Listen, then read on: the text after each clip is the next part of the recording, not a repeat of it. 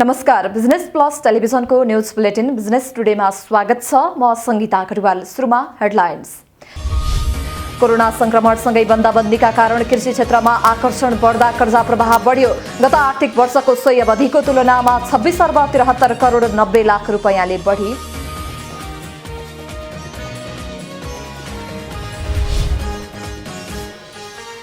Bank तथा वित्तीय संस्थाको कालो सूचीमा पर्ने ग्राहक संख्या घट्यो। असार महिनामा 9626 कालो सूचीमा परेकामा हाल 359 मा सीमित। बैंक तथा वित्तीय संस्थाहरू मार्फत राष्ट्र बैंकसँग 1 खर्ब 13 अर्ब रुपैयाँ पुनर्कर्जाको माग। पुनर्कर्जा उपकरण मार्फत ऋणीहरूले ब्याजमा सहुलियत सुविधा मात्र पाउने नेपाल राष्ट्र बैंकको भनाई। भाइ मसलाको मूल्य विगत भन्दा 20% कम भए पनि व्यापार बढ्न नसकेको व्यापारीहरूको गुनासो। विगतका वर्षहरूमा यही समयावधिमा हुने तिहारको किनमेल 50% घट्यो। र राष्ट्रिय योजना आयोगले कोरोना भाइरसको महामारी र यसले अर्थतन्त्रमा पारेको प्रभावबारे प्रतिवेदन तयार पार्यो। अर्थतन्त्रमा कोरोनाको प्रभाव बारेको अध्ययन प्रतिवेदन प्रधानमन्त्रीलाई पेश गर्ने तयारी।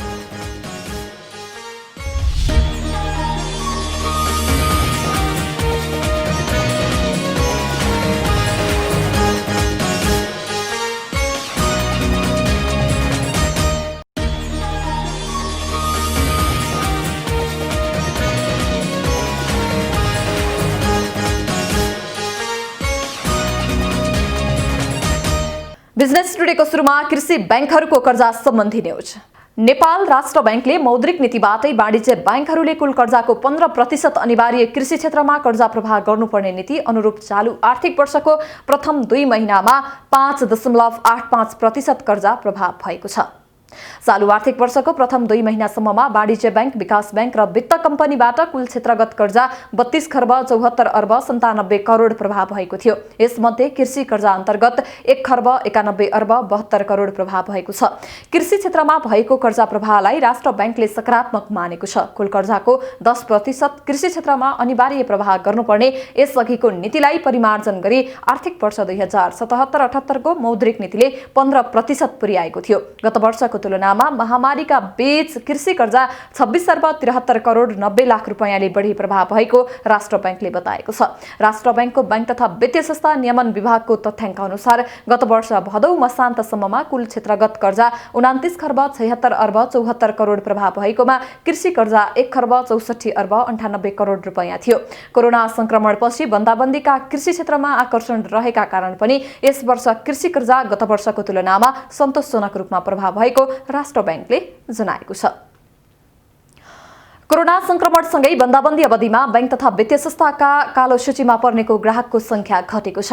सरकारले चैत 11 गतेदेखि साउनको पहिलो सातासम्म बन्दाबन्दी तथा निषेधाज्ञा गर्दा कालो सूचीमा पर्ने ग्राहकको संख्या बढेको थियो। गत असारको एकै महिनामा 9626 कालो सूचीमा परेका थिए, तर अहिले सो संख्या घटेर 359 मा सीमित भएको छ। बन्दाबन्दीको अवधिमा चेक बााउन्स गर्नेहरूको नाम बैंक तथा वित्तीय संस्थाहरूले कालो सूचीमा राख्न पठाएकाले कालो सूचीमा पर्नेको संख्या बढी भएको कर्जा सूचना केन्द्रले बताएको छ।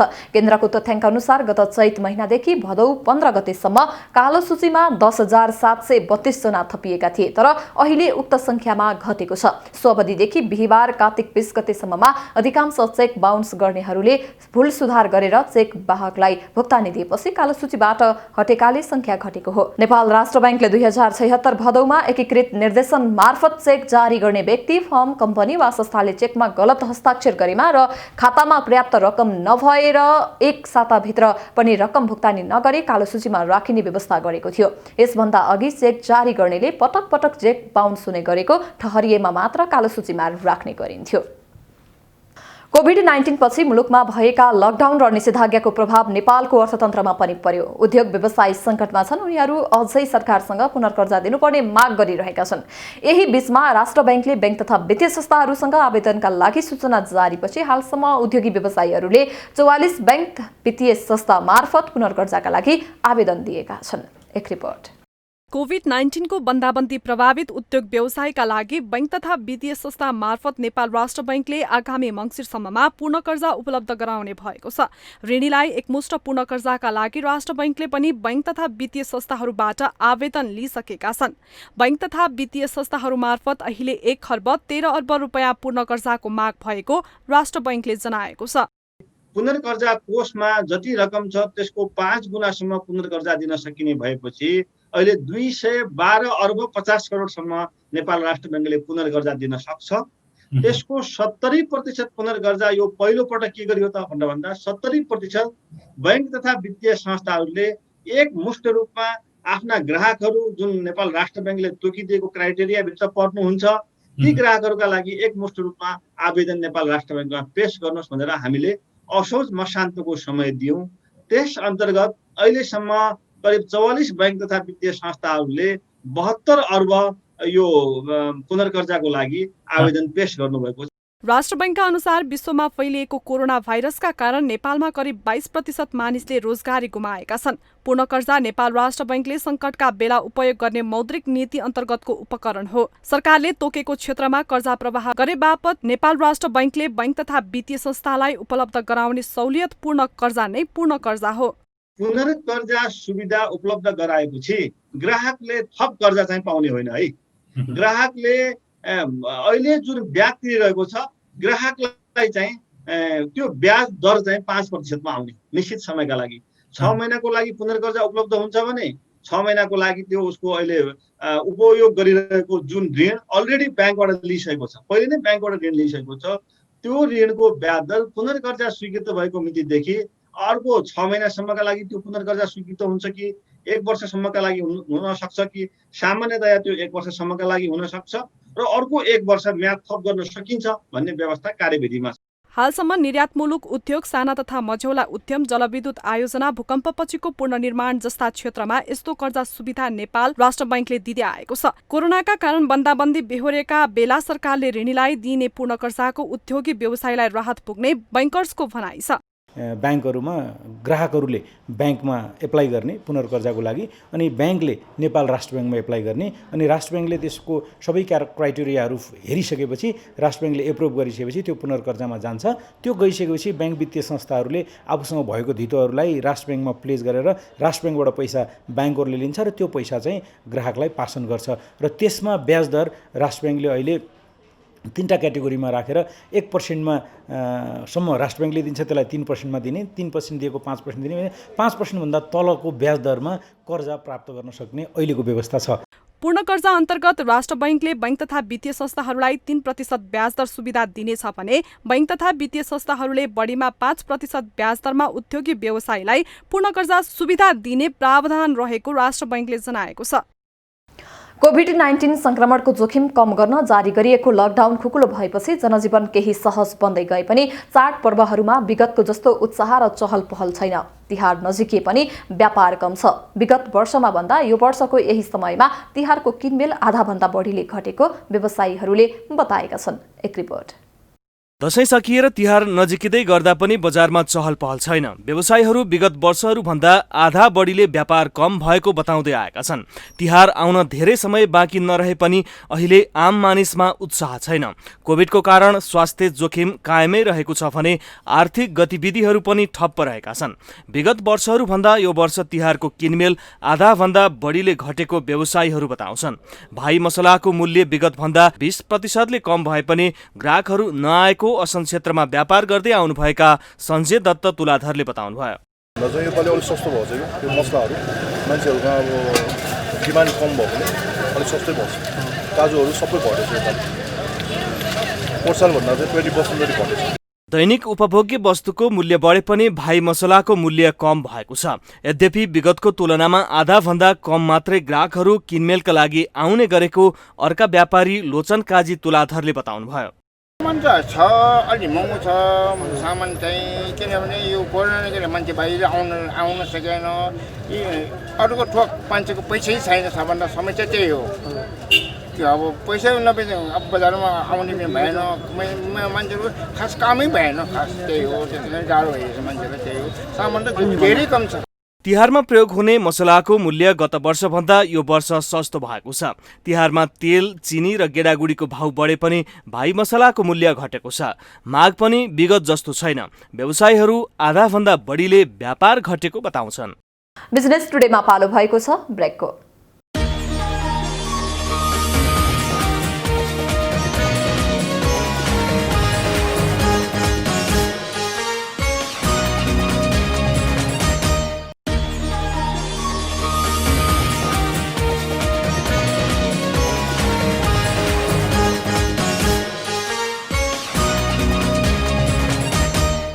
बिजनेस टुडेमा पुनः स्वागत छ। अब बाँकी समाचार। कोरोना भाइरसको महामारी र बन्दाबन्दीले मुलुकको अर्थतन्त्रमा परेको प्रभावबारे राष्ट्रिय योजना आयोगले आफ्नो अध्ययन पूरा गरेको छ। आयोगले विस्तृत प्रतिवेदन तयार गरी प्रधानमन्त्री र अर्थमन्त्री समक्ष केही दिनमै प्रतिवेदन प्रस्तुत गर्ने तयारी गरेको छ। आयोगका 2 छुट्टा-छुट्टै समिति मार्फत अर्थतन्त्रका अवयवहरूमा परेको प्रभावबारे अध्ययन गरिएको हो, जसमा कोरोना नियन्त्रणका लागि गरिएको लकडाउन, त्यसबाट ठप्प भएको विकास निर्माण सहितका आर्थिक गतिविधिले समग्र अर्थतन्त्रमा परेको प्रभावलाई चिरफार गरिएको छ। अर्को प्रतिवेदन भने आन्तरिक तथा बाह्य रोजगारीमा परेको प्रभावमा केन्द्रित भएर बनाइएको छ। अध्ययनले विकास निर्माणको काममा परेको प्रभाव, सेवा क्षेत्र ठप्प हुनु र विदेशमा भएको रोजगारी कटौतीबाट औपचारिक अनौपचारिक क्षेत्रमा कार्यरत 10 लाख भन्दा बढी मानिस आफ्नो साबिकको कामबाट विस्थापित हुनु परेको देखिएको छ। अर्घाखाँचीको शीतगंगा नगरपालिकाले कृषकहरूलाई उत्पादनको आधारमा कृषि अनुदान वितरण कार्यक्रमलाई अगाडि बढाएको छ। गत वर्षदेखि नगरपालिकाले लागू गरेको उत्पादनका आधारमा अनुदान वितरण कार्यक्रमले वास्तविक साना किसानलाई निकै उत्साहित बनाएको छ। अर्घाखाँचीको शीतगंगा नगरपालिकाले कृषि अनुदानलाई प्राथमिकता दिएको छ। चालु आर्थिक वर्षमा मात्रै नगरपालिकाले सहकारी मार्फत खसी बोका बजारीकरण गर्ने 140 जना उद्यमीहरूलाई 51,80,000 रकम अनुदान वितरण गरिसकेको छ। करिब 20 लाख रुपियाँ रकम कृषिजन्य उत्पादनमा अनुदान वितरण गरिएको छ। यसबाट कृषकहरूलाई कृषि पेसातर्फ लाग्न सहज भएको छ। 23 किलो त्यहाँभन्दा धेरै हो, तर हामीले टिपाउँदा ढिलो टिपाइयो। त्यस कारणले अहिले हामीले थोरै अनुदान, धेरै अनुदानको आशा राखेका थियौँ, तर टिपाउँदा चाहिँ सहकारीमा अलि ढिला भयो। त्यसकारण हामीले अनुदान चाहिँ थोरै पाएको। किसानले उत्पादन गरेका खसी बोका जिउँदो तौलका आधारमा सहकारी मार्फत बिक्री गर्ने किसानलाई नगरपालिकाले प्रति किलो 50 रुपियाँका दरले अनुदान वितरण गरेको हो। यस्तै लोकल कुखुरा, बङ्गुरको पाठा र महमा प्रति किलो 50, दुधमा प्रति लिटर 5, लोकल अण्डा प्रति गोटा 2 तथा अन्य तरकारी र फलफूल लगायत अन्य उत्पादनहरूमा अनुदान वितरण गर्दै आएको नगरपालिकाले जनाएको छ। र पशुपालन भन्दा अर्को विकल्प छैन। यसका लागि नगरपालिकाले ढोका खोलिदिएको छ। उत्पादनमा आधारित अनुदान दिने कार्यविधि बनाएको छ। फेरि यो अहिले तपाईँहरूले मासु र यो जुन यो बाख्रा, खसी बोका सँगसँगै कुखुराको कुरा पनि आएको छ। त्यो मात्रै होइन, अब कृषिमा कागती, केरा अथवा मौरी सँगसँगै यस्ता कुराहरू पनि अब हामीले मेवासँग जोडेर पनि, माछासँग पनि जोडेर हामीले कार्यक्रम बनाउँदैछौँ। यो अनुदान वितरण कार्यविधि बमोजिम किसानको घर घरमै पुगेर अनुदान वितरणको कार्यलाई निरन्तरता दिएको छ। अर्घाखाँची सहकर्मी विष्णु खनालको रिपोर्ट। तराईको दुर्गम क्षेत्र भनेर चिनिने बाँकेको कर्णाली उपनामको परिचय पाएको नरायनापुरको बघौडा क्षेत्रमा बैंकका शाखाहरू खुलेको छ। नरायनापुर गाउँपालिकामा रहेको एकमात्र बैंकको शाखाहरू खुल्न थालेको हो। यसबाट बैंकिङ कारोबारका लागि भारत जान्न पर्ने झन्झटबाट स्थानीयले मुक्ति पाएका छन्। बाँकेको नरायनापुरको बघौडा क्षेत्रमा अहिलेसम्म एउटा मात्र बैंक सञ्चालनमा छ। झण्डै 3 वर्षदेखि सनराइज बैंकले शाखा स्थापना गरेर सेवा दिइरहेको छ। बैंकले अन्य शाखाहरू सञ्चालन गर्न थालेपछि अहिले बैंकिङ कारोबारका लागि भारत जाने समस्याको अन्त्य भएको छ। यस क्षेत्रमा पहिला भारतीय रुपियाँ मात्र चल्दथ्यो, तर अहिले बैंकले शाखाहरू थपेसँगै नेपाली र भारतीय रुपियाँ आधा जसो चल्न थालेको छ। हाम्रो बैंक कारोबारको लागि धेरै समस्या हुन्थ्यो। अब यहाँको सानातिना व्यापारीहरू या अपने गाउँघरको केही रकम जस्तै विदेशबाट बाहिर पायो भने इन्डियामा पठाउँथ्यो। अहिले हाम्रो आएर यहीँबाट विदेशको जुन पैसा यहाँको आउँछन्, यहाँको केटाहरू जुन बाहिर जान्छन्, उसले सिधै आफ्नो आमाबाबाको नाममा सिधै ब्याङ्कमा यहाँ जम्मा गरिदिन्छन्। अनि नजिक पर्छ भने तुरन्तै उहाँले पैसा झिक्न पाउँछन्। यसअघि बैंकको कारोबारहरू सबै भारतबाट नै हुने गरेको थियो। अहिले यहाँ बैंकले शाखा सञ्चालन गरेपछि सहज भएको स्थानीयको भनाइ छ। विदेशबाट आएको रकम लिनको लागि पनि भारत जानुपर्ने बाध्यता रहेको स्थानीयको गुनासो छ। तर अब बैंक सञ्चालनमा आएपछि सम्पूर्ण ब्याङ्किङ कारोबार आफ्नै घर नजिकमा गर्न पाउँदा स्थानीय खुसी भएका छन्। पहिला हामीहरूसँग भएको 2-4 पैसा इन्डियाको बैंकमा लगेर राख्नु पर्थ्यो, नेपालगञ्जमा लगेर राख्नु पर्थ्यो। आउने जानेमा धेरै समस्या हुन्थ्यो, विभिन्न कुराहरूको डर हुन्थ्यो। बाटोमा कसैले लुटपाट गरिदिन्छ कि समय पनि बढी लाग्थ्यो। वर्षायामको मौसममा हिलोमा जानु पर्थ्यो। कुनै कुनै दिन त यस्तो हुन्थ्यो कि बाढी आइसकेपछि कहिलेकाहीँ ढिलो भए बेला उतै बस्नु पर्थ्यो। अब बैंकको उसमा त धेरै भनौँ न हामीहरूलाई सुविधा भएछ। निकै विकट क्षेत्रको रूपमा चिनिएको नरैनापुर गाउँपालिकामा जनताको माग बमोजिम सेवा सञ्चालनमा ल्याएको बैंकले जनाएको छ। बैंकको शाखालाई गाउँ गाउँमा पुर्याउँदै वित्तीय पहुँच बढाउने बैंकको लक्ष्य बमोजिम नरैनापुरमा बैंक स्थापना गरिएको हो। अब सुरुको दिनहरूमा हामीले कारोबार गर्दा र यहाँको मान्छेहरूलाई चाहिँ ब्याङ्किङ के हो भनेर बुझाउनलाई चाहिँ अलिकति समय नै लाग्यो भन्छु मैले। अब अहिले त्यति बेला भारू पैसाहरूको बढी कारोबार हुने, तपाईँको आधाभन्दा धेरै त भारो कारोबार नै हुने, नेपाली पैसा समेत नचिनेको कन्डिसनमा हामीले आएर ब्याङ्किङ सिकाउनु त यो चुनौती नै हो। एक हिसाबले म चुनौती नै भन्छु। बगौडा क्षेत्रमा बैंक स्थापना गर्नु ठूलो चुनौती भए पनि लगातारको मेहनतले सञ्चालन गर्न सफल भएको गाउँपालिकाले जनाएको छ। बैंकको स्थिति यहाँ केही पनि बैंक थिएन पहिला। हामी बैंकको लागि पनि 6 महिना 7 महिना लड्दा बैंक लाएपछि अब जस्तै मेरो लागि नरैनापुर चलाउन च्यालेन्ज थियो, जस्तै बैंक म्यानेजरलाई पनि च्यालेन्ज थियो। बैंक म्यानेजरले एकदम स्टार्टिङमा बहुत घबराए, कसरी चलाउने पर्ने हुन्छ, तिमी चिन्ता नगर, तपाईँको बैंक चल्छ, तपाईँ यहाँ खुश भएर जानुहुन्छ।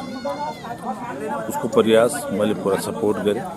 सो शाखाबाट निक्षेप सङ्कलन सहज र सरल रूपमा कर्जा प्रवाहको साथमा SMS बैंकिङ, सुन धेतोमा कर्जा सुविधा, लघुवित्त सेवा, रेमिट्यान्स सेवा सहितको पूर्ण बैंकिङ सेवा सञ्चालनमा रहेको छ। बाँके सहकर्मी रविन्द्र घिमिरेको रिपोर्ट। बिजनेस टुडेमा पालो भएको छ ब्रेकको।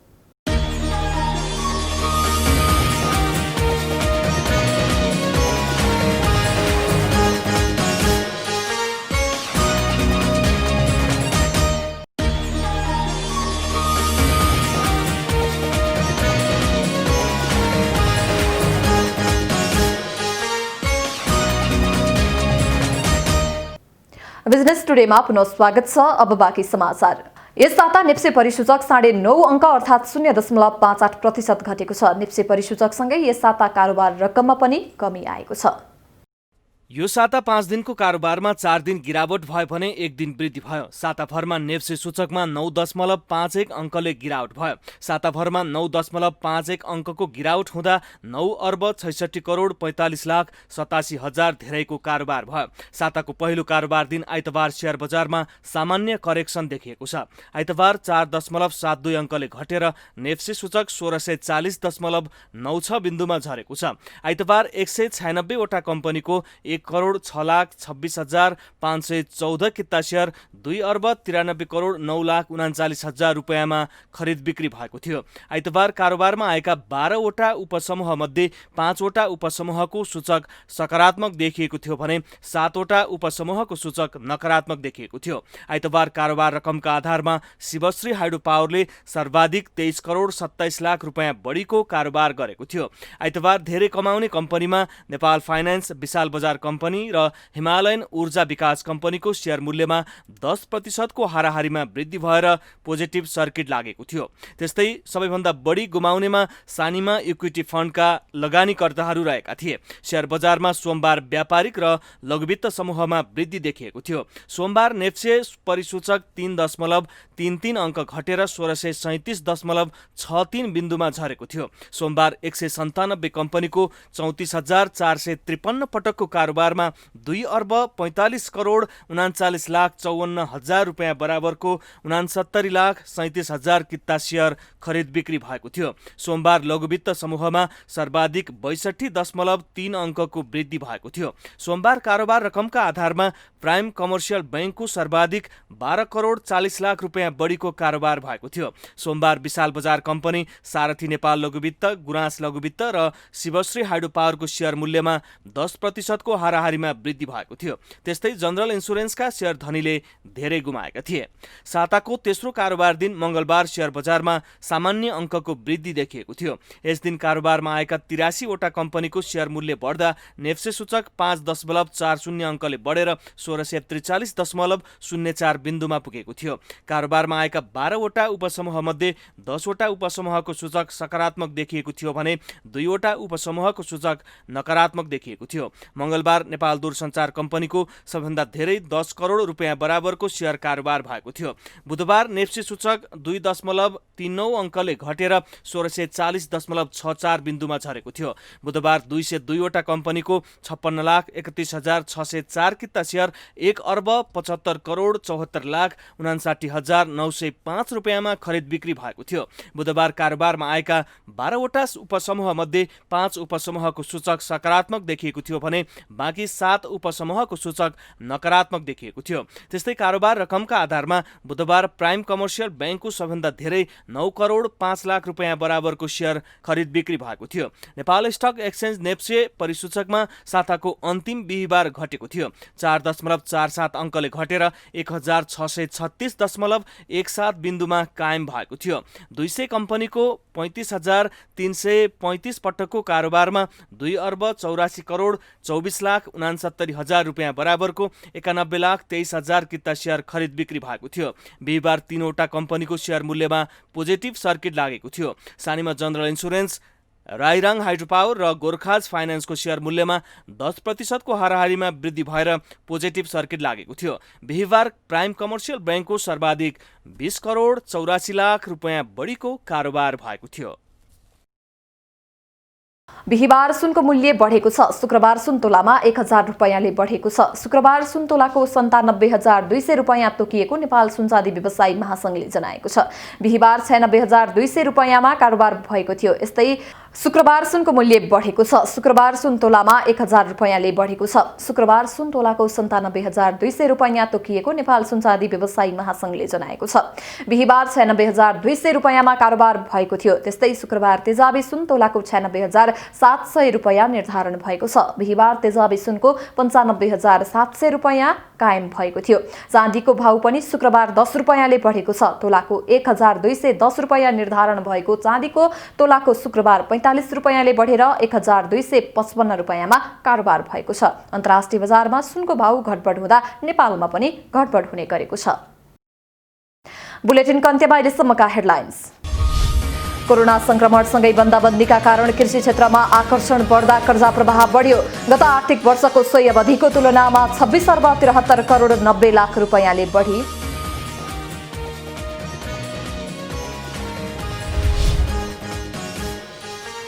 बैंक तथा वित्तीय संस्थाको कालो सूचीमा पर्ने ग्राहक संख्या घट्यो। असार महिनामा 9,626 कालो सूचीमा परेकामा हाल 359 मा सीमित। बैंक तथा वित्तीय संस्थाहरू मार्फत राष्ट्र बैंकसँग 1 खर्ब 13 अर्ब रुपैयाँ पुनर्कर्जाको माग। पुनर्कर्जा उपकरण मार्फत ऋणीहरूले ब्याजमा सहुलियत सुविधा मात्र पाउने नेपाल राष्ट्र बैंकको भनाई। भाइ मसलाको मूल्य विगत भन्दा 20% कम भए पनि व्यापार बढ्न नसकेको व्यापारीहरूको गुनासो। विगतका वर्षहरूमा यही समयावधिमा हुने तिहारको किनमेल 50% घट्यो। र राष्ट्रिय योजना आयोगले कोरोना भाइरसको महामारी र यसले अर्थतन्त्रमा पारेको प्रभावबारे प्रतिवेदन तयार पार्यो। अर्थतन्त्रमा कोरोनाको प्रभाव बारेको अध्ययन प्रतिवेदन प्रधानमन्त्रीलाई पेश गर्ने तयारी।